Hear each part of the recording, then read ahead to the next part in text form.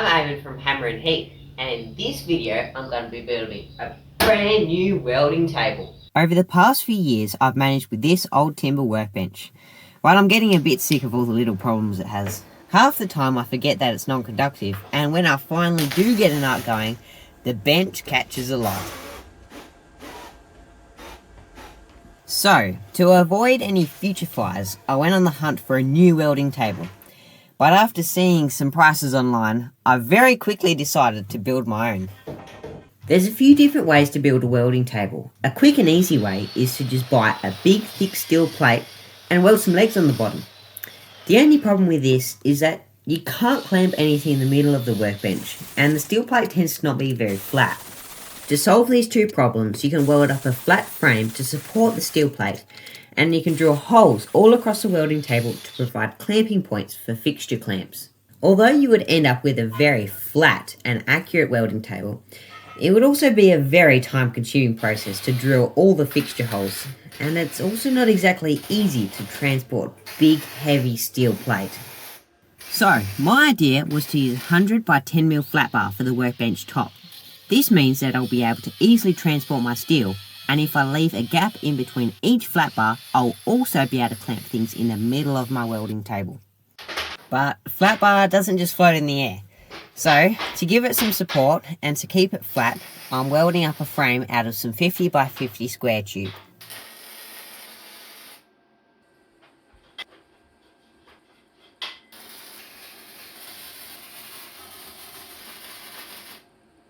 Now with the welding table upside down, I'll weld on some 90 by 90 square tube legs.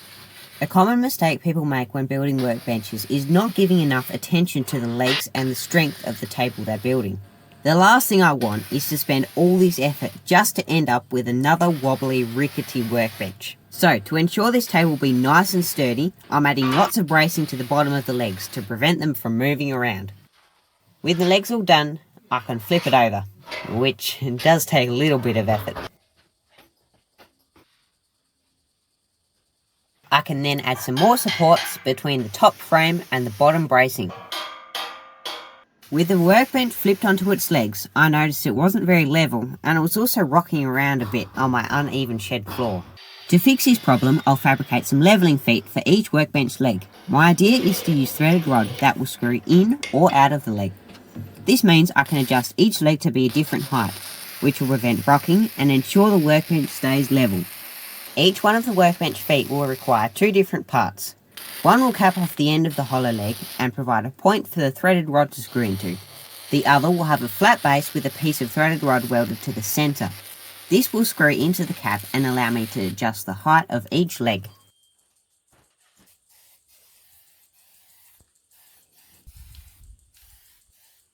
Once I've given all four bases a coat of paint, I'll weld in the caps on the open end of the leg.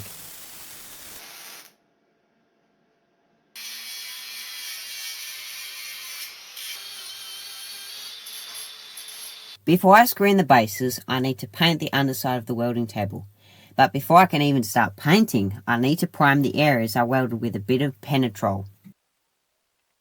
As I was waiting for the penetrol to dry, I noticed I wouldn't be able to properly install my caster wheels because their mounting point was just a touch wider than my square tubing.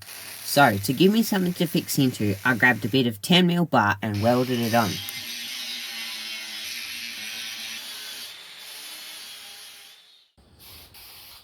Once I've given the underside of my welding table a few coats of paint, I can finally get back to installing the caster wheels and the levelling feet. Caster wheels aren't always necessary, especially when the workbench is relatively light. However, this welding table when finished is going to weigh over 300 kilos. So, I think caster wheels are probably a good idea.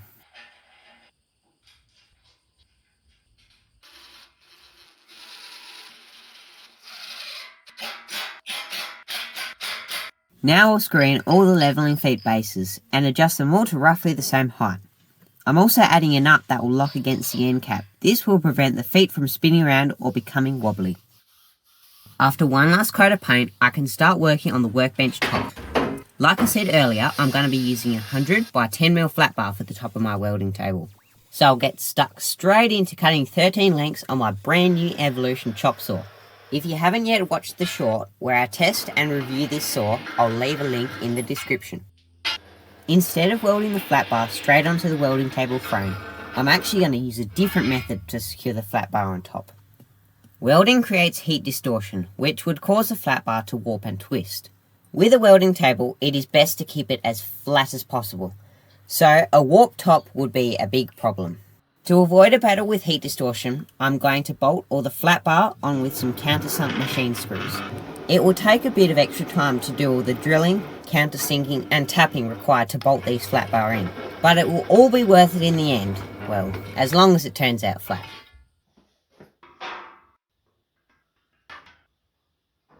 Before I go ahead and bolt all these flat bar in, I'll give them a coat of Penetrol. This will stabilise any present rust and prevent the bare steel from rusting in the future.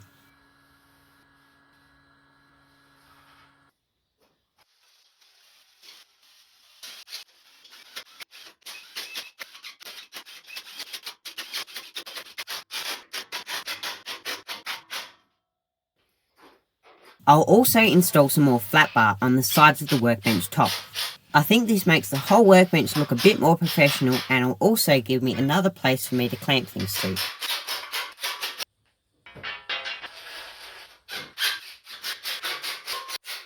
With all the flat bar screwed in, the welding table is done!